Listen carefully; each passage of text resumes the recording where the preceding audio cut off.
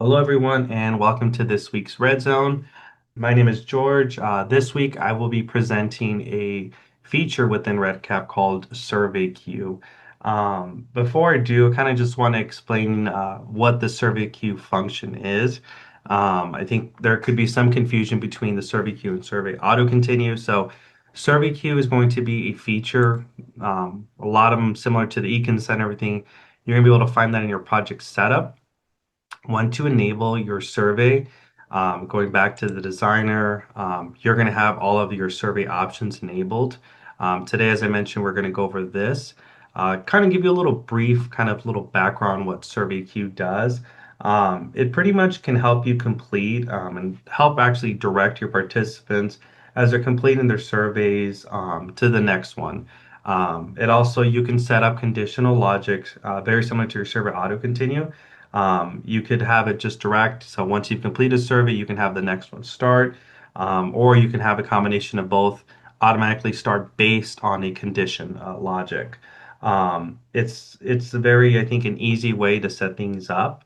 As I kind of just mentioned, another terminology was the survey auto continue. I'll kind of go into that. So first thing, like I mentioned, you'll want to go to your project setup, um, enable your survey settings from there. Um, and the only reason why I want to go into the survey auto continue, we've had some questions in the past of can you use the combination of both? What is the difference? So as I mentioned, the survey auto continue is going to be this one. I don't want it to be confused with the survey queue, but this is a different way. It kind of mimics similar to what I said. However, with the auto continue to the next survey option, there is a little bit more limitation. We've kind of seen some issues come up in the past.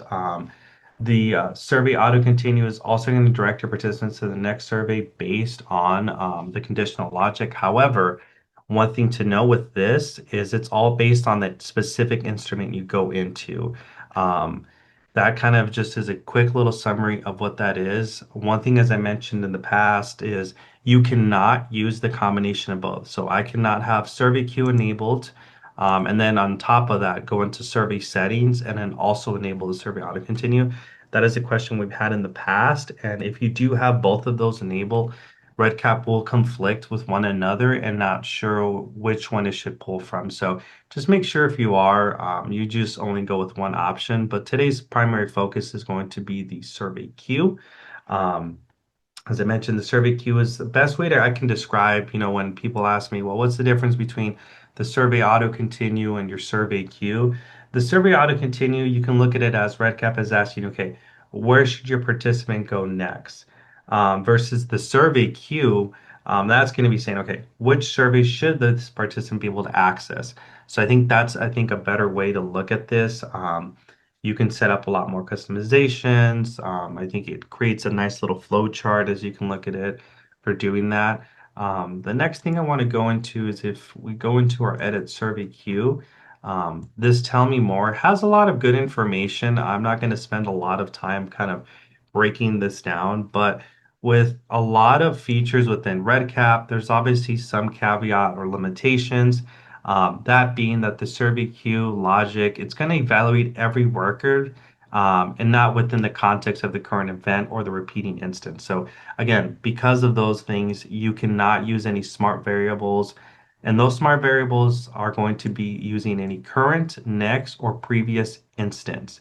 So any of those smart variables will not be able to work well when you're setting up your logic within your survey queue. We'll dive into this a little bit later, but I just want to mention that that configuration can become more complex. Another little, uh, I think, difficult situation with survey queue is going to be that it's a little more complex. If you're using any projects that have multiple arms or a very large amount of longitudinal projects, the survey queue can actually get configured separately and kind of, I guess, confuse certain things. So that's something for you to be aware. But as I mentioned, as you're going through your limitations, it's just going to let you know that some of the limitations are using those specific smart variables, such as the next instance, previous event names, something that's not going to work well.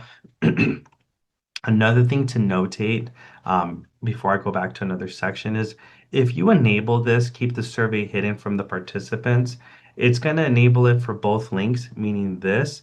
And all this does is it's just going to force it to be an auto start for all of your participants. You'll see that in a little bit in our presentation of how that works, but that's just something for you to be aware is if you enable this, think about it as a default auto start for the rest of your surveys. Um, so now we've kind of went into the brief introduction of what survey queue is, the difference between survey auto continue and the survey queue, and some limitations within survey queue. I'd like to kind of give you a quick little rundown of this project build, the scenario of we're using this for, and then we'll kind of do a live demo of this. So we're starting all of these instruments, as you can see, they are enabled as survey. As for testing purposes, I created another instrument just for those who have never enabled. If you want to enable the survey, you would just click this button here. Once you do, then you'll get this icon that represents this has been enabled as a survey. For the survey queue, we're not going to configure anything in our survey settings. Nothing has been set up there. But the intentions of this survey is a participant will get this sent out to them. They're going to have an enrollment survey where they'll fill out basic information like you normally see, name, phone number, contact information, email address. Following that, you'll have an eligibility. So they'll go through it, determine if they're eligible or not.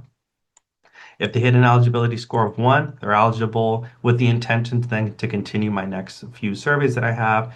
If they've hit an eligibility of 0, meaning they're not eligible, I have a second phase, which I'll show you the second part of the demonstration, where I want them to automatically be redirected to not eligible. So that way they can kind of cleanly transition out versus just hitting a standstill to get the completion and says, thank you for completing the survey, and your participant is wondering, did something happen to my survey or what happened? So I'm going to show you a neat little way to kind of transition so your participants are aware that they're not able to participate in the study as they have not met eligibility. So in the case that a participant is eligible, they would then go into their health assessment. They'll get some basic information, height and everything like that. Of course, this study just is a hypothetical study, hence why there's no e-consent or anything like that set up. This is just, we can look at it as just big retrospective data. They're just collecting data on participants. In this hypothesis study here that we're just creating this fake study, there is no e-consent or anything like that. So just wanted to put that little note out there. They'll go into another survey called Quality of Life. They'll just fill out some simple information, and then the intention at the end is they'll have an exit survey. They'll fill out some simple questions. So now we've kind of covered that, how you enable it. We've enabled our instruments, everything's set up. We will go into our first, actually, let me go now into the survey queue. Actually, before I forget, how I've set this up. So I've shown you guys on the front end the instrument. I'll now go into the survey queue. So once we go into our survey queue, we obviously have to configure everything. You see some check marks, and this is because I've pre-configured it just to save some time, but I'll walk you through it. You have a section here where you can customize text. It's going to be displayed at the top of your survey queue. There's another way for you to view it, but it's a neat way as your participants are kind of going through it, where you can give them your study title, if you wanted to pipe over their first name, email, or anything, or not, you don't have to necessarily have to do that. You can let them know what to expect if you wanted to place study contact information such as name, email, or anything like that. You can have that there for your participants to view. Now we go into these here. Majority of them, once you set them up, are going to be deactivated, and it's fairly simple to set this up. You just simply activate it. At this way, this is why I mentioned that this is, I think, a lot simpler, kind of a drag and drop as you configure your survey queue. So you have two different methods. You can have your survey queue be set up once a specific instrument has been completed or survey. So for example, as we see, this one is supposed to be enabled once they've completed the enrollment survey. This is when we want this one to be continued onto here. As you can see here in the second box, you have an and or. So you could also use a combination of, hey, once you've completed the survey and you would have to obviously check this box in order for your logic to come up. Similar to your other logic editors, you would input that information based on age, It could be gender, it could be race, it could be pretty much anything that you have set up for your study. In order for them to view that, that's when you would set that up. As you see here to the far right, as earlier I mentioned, if you enable this, by default, it's going to have auto start. I have a couple of these instruments set up as auto start, and then the last two are set for not. So that way you can see the transition of what that looks like when it automatically starts, and then the view of it not auto starting. The third instrument here is, as I mentioned earlier, we have two routes. Either A, a participant is going to be eligible, or B, they're not going to be eligible and they'll kind of exit out of the survey. So this third one, the self-health assessment, we want this to be able to kick in once the eligibility survey has been completed. And the eligibility status has to equal one, meaning that they are eligible to go through the study. That's when we want these quality of life to kick in. We also have a instrument called not eligible. This should only be enabled once they've completed the eligibility survey and that they have become ineligible to enroll into the study. You also have a test logic where you can kind of go through them and test it out to see if it is um, coming out as you intended. But I would always recommend, just for the sake of purpose, when you are testing out your logic or anything, definitely put in a record, test it out just to make sure it's working as intended, rather than just base your logic on testing these records. I think it's the best rule of thumb to always put in some test records to make sure that you are happy with the flow. So now that we've set everything up, we're going to click save. I haven't made any changes, so I'm not going to save, but that's just a quick rundown of how to set that up. Another neat feature within the survey queue, if you have multiple projects, for example, let's say this is our live project. We actually have participants, and I've created a copy of this project where the intentions are to make any changes that I intend to put through in the live project, but doesn't impact any live participants going in. You can download this survey queue setup, which is going to be a CSV. And then let's say now we've popped over into our test project. I can then upload that download from the prior one. So it's a neat way to do that if you have multiple copies of one project where you can download, upload, especially if you have a pretty lengthy survey queue and a lot of conditional logic. That way you're not having to have it up on two screens and reconfigure everything. It saves you a lot of time. Just wanted to point that out there. You have that capability of doing that. So now we'll walk through our first demonstration run of an eligible participant. So we'll go into our survey. We'll fill out some of our information.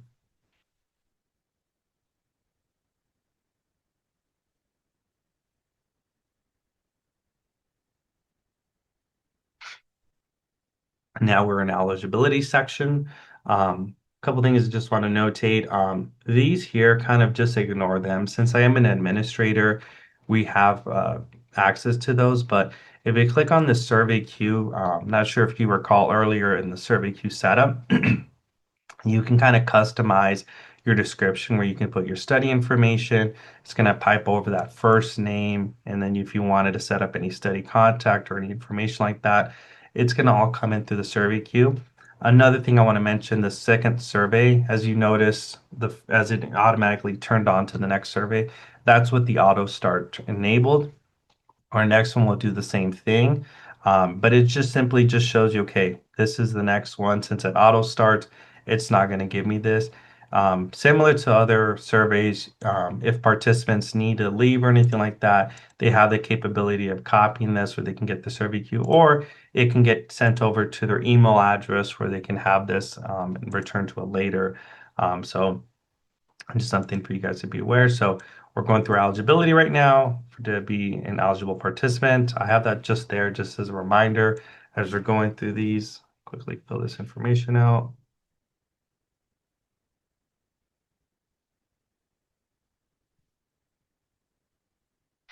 Now, as we transition now to the third one, this is with it being not auto start. This is now going to give you kind of that to-do list view for your participant, where this is going to always pop up for all of that.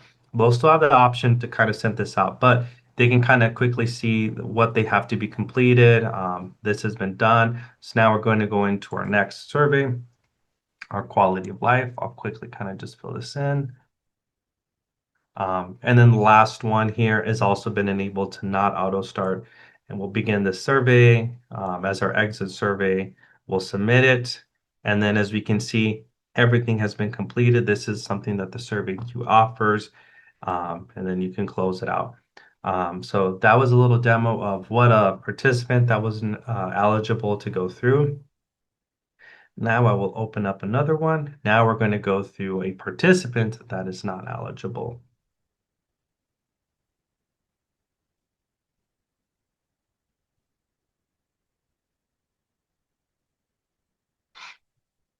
Just mark no for these to get an eligibility score of 0. So as I mentioned, another neat way of kind of having the survey queue set up is you can have it so that way your participants can get a neat transition out. We'll submit it. And then I didn't title this anything fancy or anything like that, but just for my purposes testing, I just notate it's not eligible. And it just has a little note here. Thank you for your interest. However, you did not meet the requirements for the study. If you have any questions, don't hesitate to get in touch with. And then you can put any study contact information, or if you guys have a study phone number or anything like that, you can put that there in case a participant has any questions or a possible mistake as they were filling out their survey or anything like that. We submit and we'll close out. As we can see here, per their kind of to-do list, since they went through the ineligibility route, there's nothing for them to do and they can't accidentally get into something else. Another thing I forgot to mention, a neat way to kind of use the survey queue, we've seen studies in the past utilizing where they have specific age groups, 18 to I think it was 30. They were to read a specific book, and then 31s to 35s were to read a specific book. This is all something you can do within the survey queue. Obviously, within the logic of that, you would input that there in your eligibility or your consent wherever you have that set up. But it's a neat way, I think, to help you, I think, organize what participants should view, where they should go next. Like I've mentioned in the past, I like to kind of explain Survey Queue as a to-do list for your participant and guide them through it. It's really up to you and I guess your participant if they want to have that auto start where it automatically starts for them. There's no waiting around or an additional screen to view, or if they want to kind of see that, okay, what's coming up next? What do I have left? Especially if you do have a lengthy amount of surveys, it might be beneficial for your participants to see that. So if they need to walk away, they can get that return code so you're not having to lose data or anything like that. But with that, this concludes the presentation of the survey queue. Open it up if you have any questions.